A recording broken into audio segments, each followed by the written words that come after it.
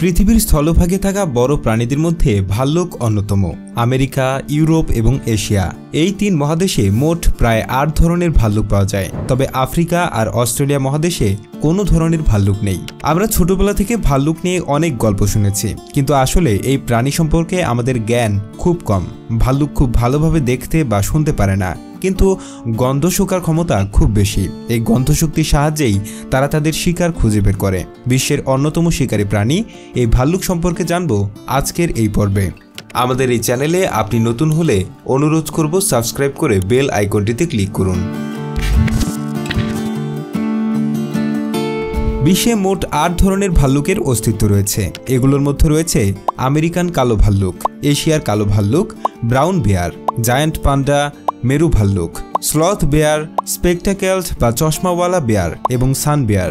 উত্তর আমেরিকার সবচেয়ে বেশি পরিচিত যে প্রজাতি সেটি হলো আমেরিকান ব্ল্যাক বেয়ার। তারপরেই সংখ্যায় বেশি দেখা যায় এশিয়াটিক ব্ল্যাক বেয়ারকে। বাংলাদেশেও এই এশিয়াটিক কালো ভাল্লুক পাওয়া যায়। ব্রাউন বেয়ারের বিভিন্ন উপজাতির মধ্যে গ্রিজলি বেয়ার নামটি সবচেয়ে বেশি পরিচিত। আর ভাল্লুকের বিভিন্ন প্রজাতির তুলনায় গ্রিজলি বেয়ারকে সবচেয়ে দ্রুতগতির বলে ধরা হয়। বড় আকারের শরীর থাকা সত্ত্বেও ভাল্লুক ঘন্টায় প্রায় ৫৬ কিলোমিটার পর্যন্ত দৌড়াতে সক্ষম। চীনের জায়ান্ট পান্ডা বিশ্বজুড়ে খুবই পরিচিত একটি প্রজাতি এবং তারা মূলত শুধু বাঁশই খেয়ে থাকে। অন্যদিকে উত্তর মেরু অঞ্চলে বাস করা পোলার বেয়ারই পৃথিবীর সবচেয়ে বড় মাংসাশী স্তন্যপায়ী প্রাণী হিসেবে পরিচিত। স্লথ বেয়ারের শরীরে কালো বা ধূসর রঙের লোম থাকে এবং তাদের বুকের দিকে ইংরেজি ভি অক্ষরের মতো সাদা দাগ দেখা যায়।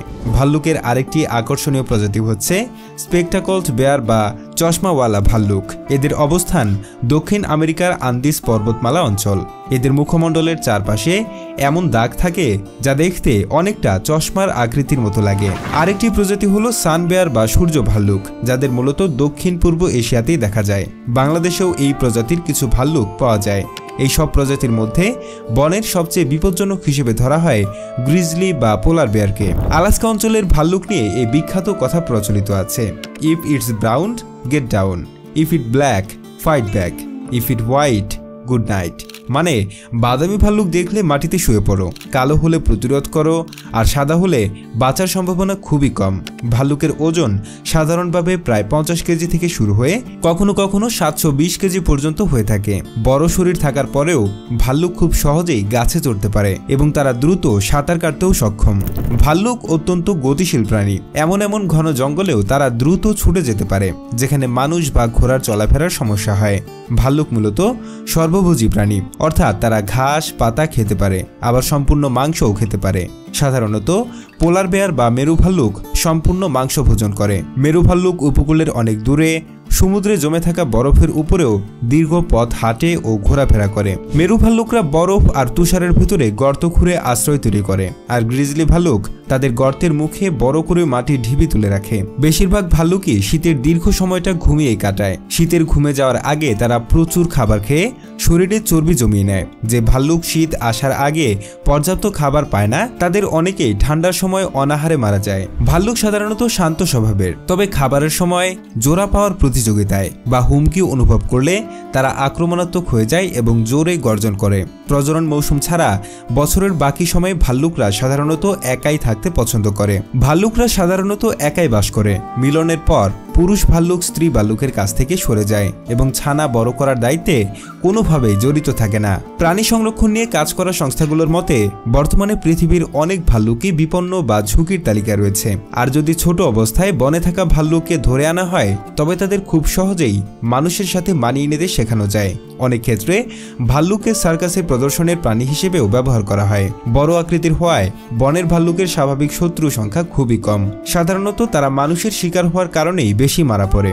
ভাল্লুকের চামড়া নানা কাজে ব্যবহৃত হয়। বিশেষ করে ভাল্লুকের চামড়া দিয়ে তৈরি কার্পেট বা গালিচা খুব জনপ্রিয়। এছাড়াও ফ্যাশন শিল্পেও ভাল্লুকের চামড়া দিয়ে পোশাক বানানো হয়। আর আমেরিকার আদিবাসীরা অলংকার তৈরি করতে ভাল্লুকের দাঁত ও নখকে বেশ পছন্দ করে।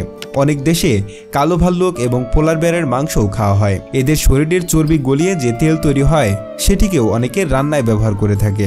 এছাড়া এশিয়ান ভাল্লুকের পিত্তথলি দিয়ে নির্দিষ্ট ধরনের ওষুধ প্রস্তুত করা যায়। এই কারণে মূলত শিকারীরা ভাল্লুক হত্যা করে সেই পিত্তথলি এবং শরীরের অন্যান্য অঙ্গ কালোবাজারে বিক্রি করে।